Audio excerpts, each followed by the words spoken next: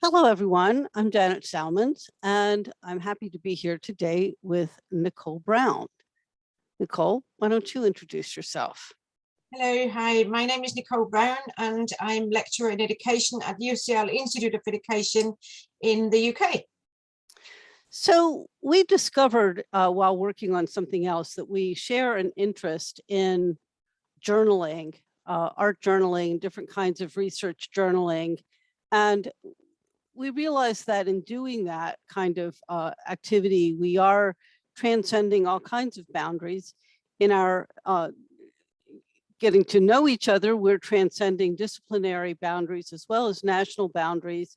And we're also moving across boundaries of art and research methodology. So we're going to, talk a little bit about that and draw from our work.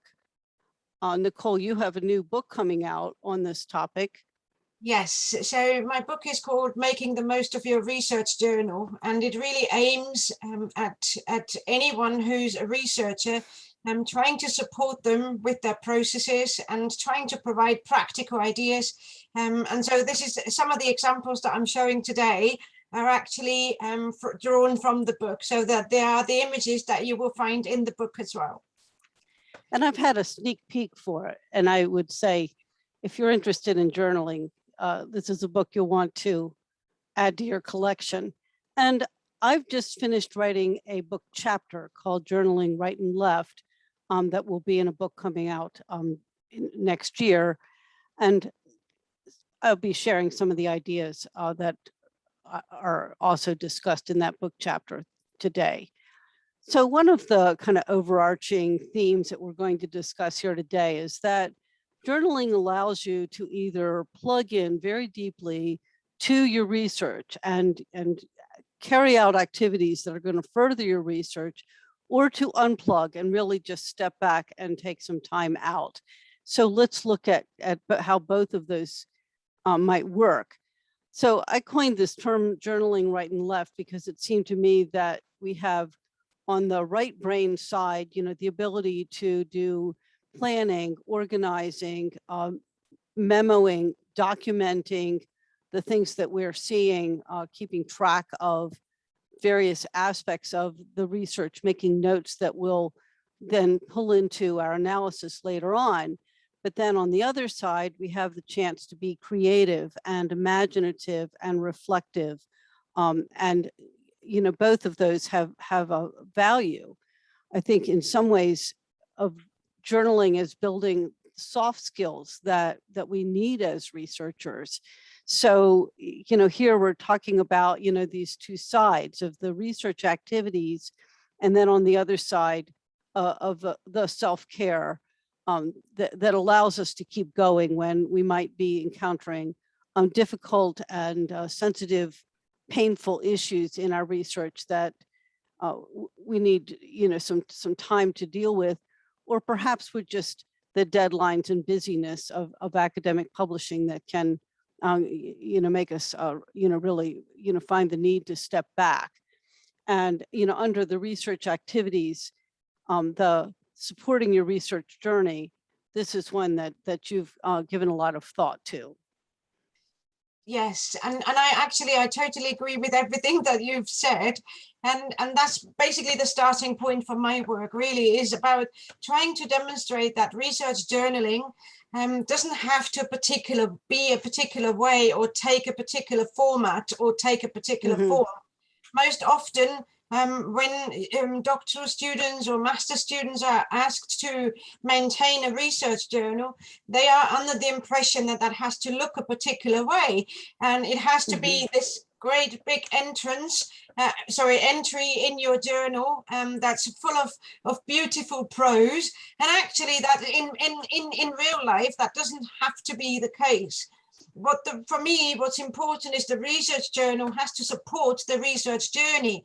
And Right. it also has to be there as an opportunity to develop your sense of self and to develop your researcher voice and the authorial voice as well. So yes, it is about practicing writing and creative work and revisiting, but it is about reflexivity and analysis and recording thoughts and observations, but it's a lot more than that. And it's supposed to be supporting your everyday life and helping you manage your career, your roles, your responsibilities. And in that sense, research journaling can just be a brain dump, basically just noting everything down that you don't want to have to remember, and clogging up, good working process hours, but because you've written it down, you won't forget it. So it's all about trying to find ways of tracking, whatever you have done, tracking your tasks, but also helping you get through administrative tasks more easily. So as such, it is about that kind of brain dump and just the practicalities of it. But at the same time, like you say, it's also offering this self-care. And as such, it's more like an emotion dump. There is an opportunity to write something really off your heart and write it down. And it doesn't have to be writing either. It can be drawing, it can be painting, it can be collage making. It can be anything and everything and all of those things at the same time. Ultimately, you just have to make the research journal work for you, and you don't have to share all of the elements of it. So that, by giving people the license to actually say, well, this is what I can do, they'll feel more inclined to actually start using the journal in those practical ways. Now, I've got a few examples that I would like to share as an example of what research journaling could look like. Now, this is a supportive way of helping tracking people's readings. So often when we're doing readings and we're making notes, we don't really make the right notes. We don't necessarily take down be taking down and record. So I've created this grid, which is just really helpful in kind of focusing our thoughts by looking at the central argument of it. So when you read a research paper, for example, consider what's the central argument, what's the methodology and the methods that are being described and used. What are the limitations of this particular study? What are the implications of the those studies? And can you find any similarities or differences between, this particular article that you've read and anything else that you have read? By using the grid, you will find that, you're focusing your work, you're not lost in not knowing what to write down. And at the same time, you've got a really nice reading record, you can go back to years later, and actually it will make sense because it's been so systematic. Right. So, and that's obviously not the typical kind of research entry that we would expect. Another example we can look at is, for example, expenses. That's also part of doing our research work. Yes, this is more sort of, mundane task of maintaining, how much money do I have? How much money can I spend? And what have I spent it on? But actually, by doing that, what you do is you build a record of something that you have done in the past. So when you start budgeting for the new research project, you can go back to all of your previous records and actually just lift out what you know that you needed. So it's really a very simple way of actually making our lives easier. And that's part of research journaling. It doesn't always have to be about analysis or reflexivity. Now, I know that you've got a word or two to say about reflexivity, Janet.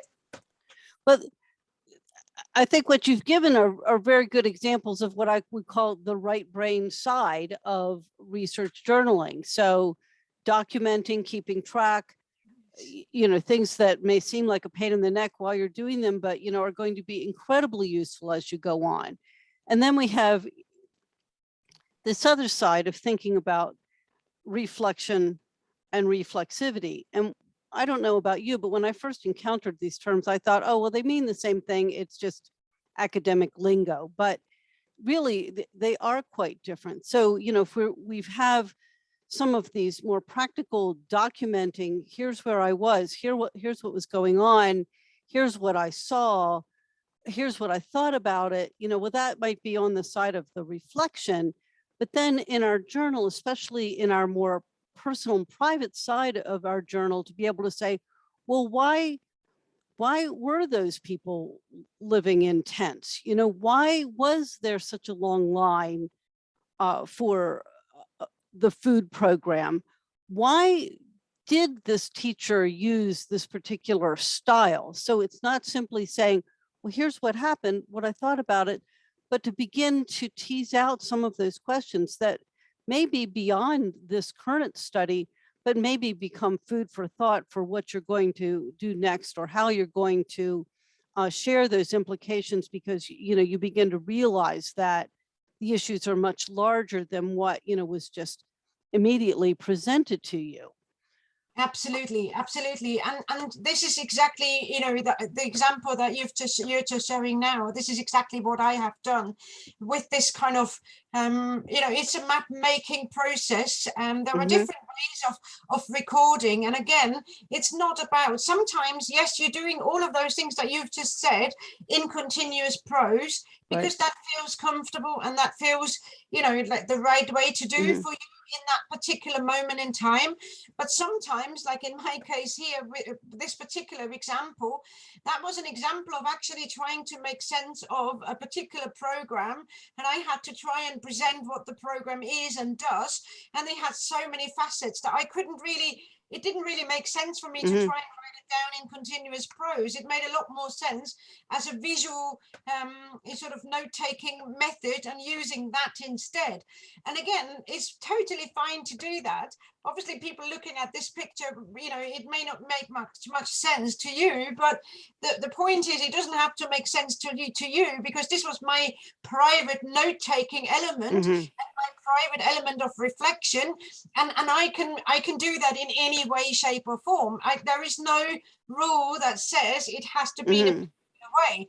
Yes, for publication, obviously it has to be rewritten in different form, but in order to make sense of something, you can do whatever you want with it.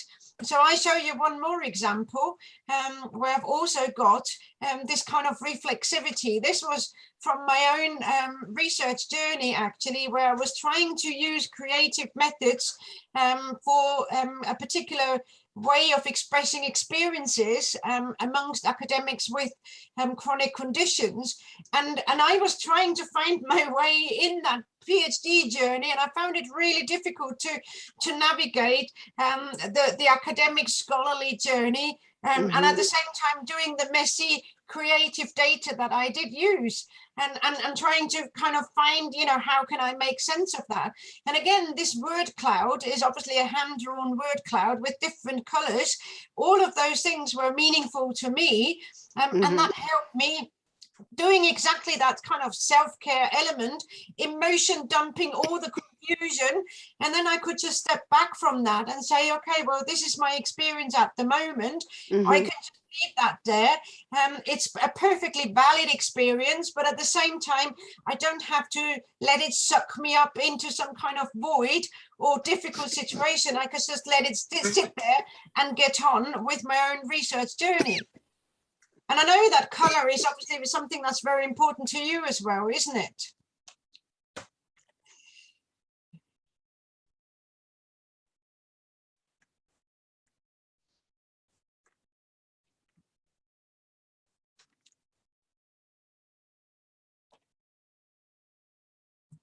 You okay? You're on mute.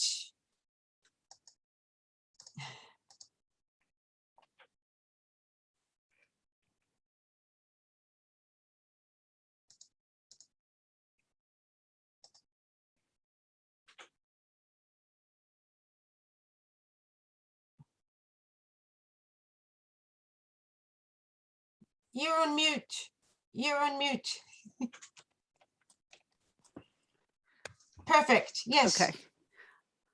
Well, with all of the things that we've mentioned, still there are some times where we just need to step back from the research and do things that are not directly representing something from a study or from our work, but just to take some time away. And for me, art journaling has become that space. And I find if I'm focusing on color or on the place that I'm doing journaling, especially outdoors, since I live in Colorado, is a beautiful place, or when I travel.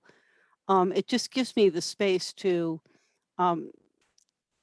really, take some mental time away. And I find that to be very energizing when I then go back into my research and writing. I totally agree. And I do a lot of walking. So I do a Mhm. lot of the planning, a lot of the thinking on my thinking walks. And then when I get back, I will write my notes, or sometimes I will audio record, as I go along with my smartphone, or sometimes I will be taking some pictures of things that I see that are Mhm. meaningful to me for later on. So I do exactly that as well. But also, I think for me, the important kind of message, if you like, is that research journaling should not be a chore. It should not feel pressurized. It should not feel like it's something that you have to do. It's just something that you're doing as a matter of course. It's becoming a habit.